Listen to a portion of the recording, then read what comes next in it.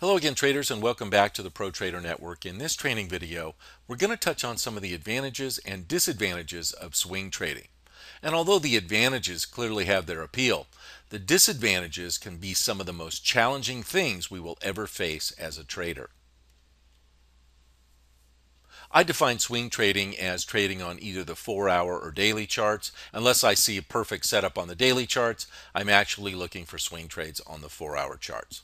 And of course, the advantages are bigger moves, a lot more time to react, especially compared to the price action of intraday trading, which makes it much easier to manage multiple open positions. And the disadvantages, and these are big ones, traders: larger drawdowns, trades are longer in duration, and they can tie up a lot more of your account equity. You have to get acclimated to having open positions for days at a time. We have to learn the patience to not only endure the potentially large drawdowns, but to be able to sit on our hands and let these trades play out. This is going to be the most challenging aspect of swing trading. And like any trade plan, you have to perform your back testing, gather your data, and then do some forward testing to practice and be able to execute your trading system and trade plan. So how do we get prepared to swing trade? Well, we do the same thing we always do, and that is we start with our top-down analysis. We're going to look at any current trends, potential setups, and any potential signals setting up on the higher time frames. And while I swing trade, I like to start with the weekly time frame for my top down, go to the daily, and then ultimately to my 4-hour, which is my swing trading time frame. So let's take a quick look at some charts, and I'll show you how we do the top down and look at some potential emotional challenges when we swing trade. All right, traders, this is my Euro-Dollar weekly chart, and you can see right here price has retraced up to my trend line, but my trend line is still black, which means bearish, and we actually have an inside bar forming here, which is a trend reversal pattern beginning, and that means that this rally is weakening, and we have our RSI pointing down.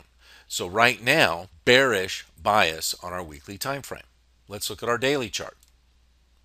Well, our daily chart, you can see that retrace, that RSI pointing down, and that inside bar is forming this sell-off that occurred the last few days on our daily chart. And let's take a look at this rally, swing to swing, using our fibs. And we haven't reached the 382 retrace yet at the 2740 level.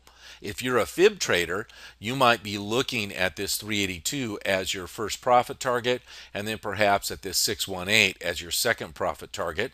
So that's if you're a fib trader. I would be looking at the 382 to take off some profits if I was a fib trader, but I'm also going to label some key levels of support and resistance to see if I have any confluence. Look at that, right at the 382 level. Let's add a couple more. And of course, this new structure high in this rally right here is going to be a key resistance level in the future. And let's label kind of this zone in here right now between this swing low and this swing low.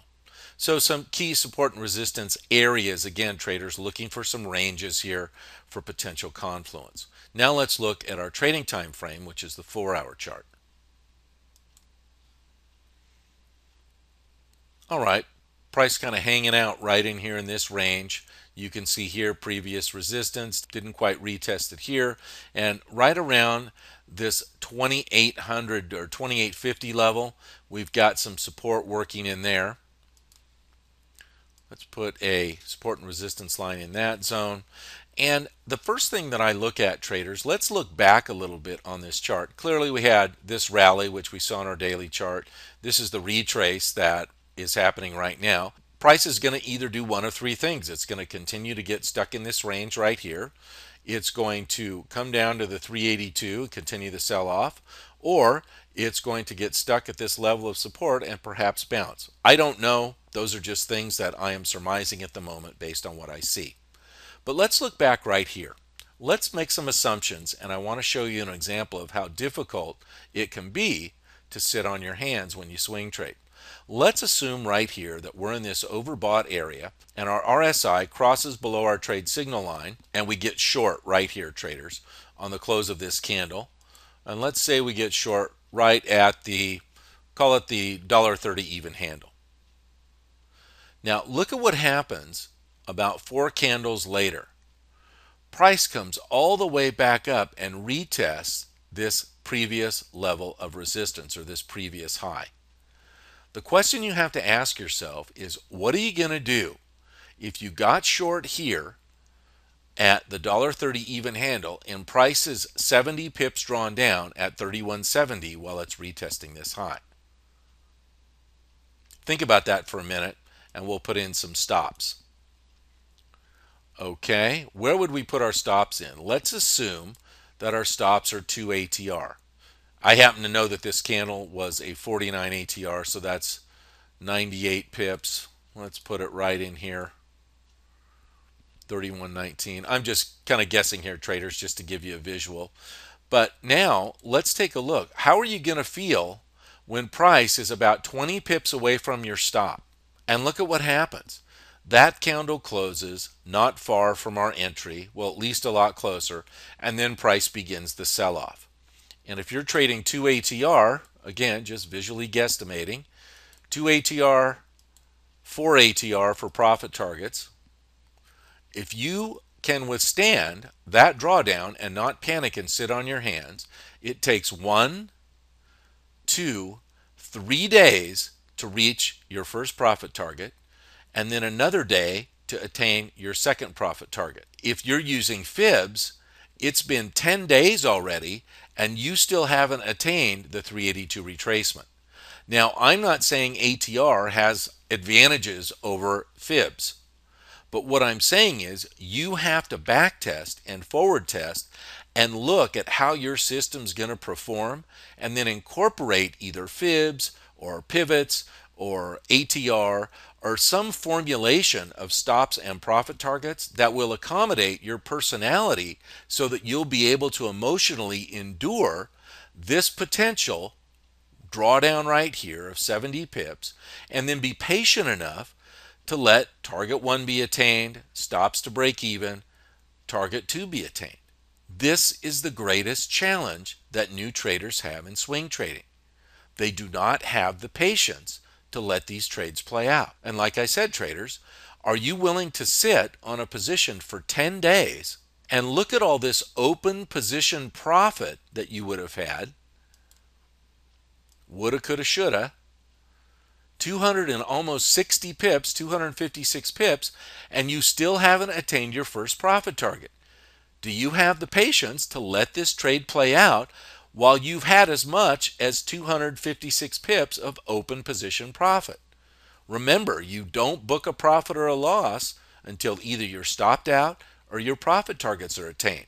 So you can clearly see that having the patience is going to be the biggest challenge for traders that want to swing trade, which is why swing trading takes a tremendous amount of practice. And traders, you really have to be honest with yourself about where you are in your trading journey, what your ability is right now in terms of emotional control and patience, and then long term, will you ultimately have the ability to sit on your hands and let these trades play out without having any anxiety and following your trade plan and following your trade system? Because if you can't, what's going to happen is you're going to panic right here, traders, and close this trade for a loss, and then the market, which it typically does, would have rewarded your patience right here by attaining profit target 1 and profit target 2, just like in this example your trade plan and trade system told you it would. It's important to drive this point home, traders. Like any trade system and trade plan, backtesting and practice is required for swing trading, and even more so than intraday trading because the opportunities are not as frequent. And then you have to decide, are you going to be a trend trader or a counter trend trader? Look back at your data and look at the duration of these trades, either with the trend or the counter trend, and then see which one overlays the best on your trading personality. Sometimes these counter trend trades on a retrace are going to be much shorter in duration. Now the profits won't be as great, but they may be easier for you to execute without hesitation. So just something to consider. And as I said, the duration of these trades can really take some getting used to. which is why you're going to have to practice and forward test. Drawdowns can be large and you have to be prepared for them. And once again, your data is going to show you this. It's not uncommon, traders, to be drawn down 100 to 150 pips on a 4-hour trade. I actually use swing trading as part of a diversification strategy. Intraday trading is kind of a time for money, more like a job, and I use intraday trading to pay the bills, but I use swing trading more like an investment, building wealth. Think of swing trading as my 401k, kind of longer term investment, if you will. I recommend here, traders, that you have at least 2 accounts, one to intraday trade and one to swing trade, to avoid tying up your intraday account equity in open swing trades. You have to have the ability to hold these swing trade positions open for a much longer duration, as we know. And the other reason you want to have a different account for intraday trading is within the span of a swing trade over a period of days, you're going to get quite a few intraday trading signals that you want to be able to take advantage of. So you don't want your account tied up and positions held open that might prevent you from taking those intraday trades. So here in the US, we're subject to some constraints that many of you do not have, which makes it even more important for some of us here to have multiple accounts so we don't get caught up in tying up our equity. We can trade in multiple directions depending on the markets we trade and the directions we trade and our valid signals. So I highly recommend learning how to swing trade, traders, especially as a diversification strategy. If you ultimately plan on swing trading for a living, you need sizable equity in your account. I recommend no less than $100,000. You may have simultaneous large drawdowns, traders, on multiple pairs depending on your trading portfolio, and your account equity has to be able to withstand that. So you need to have a sizable amount in your account if you're going to swing trade for a living. But don't worry about that today. Get the practice in, learn the patience, demo trade with focus, be purposeful, and very soon, traders, you'll be able to take advantage of the bigger moves, more time to react, and I think a much more relaxed trading style that swing trading affords. Great to have you back here at the Pro Trader Network. As always, let's stay focused, follow your rules. We'll see you next time.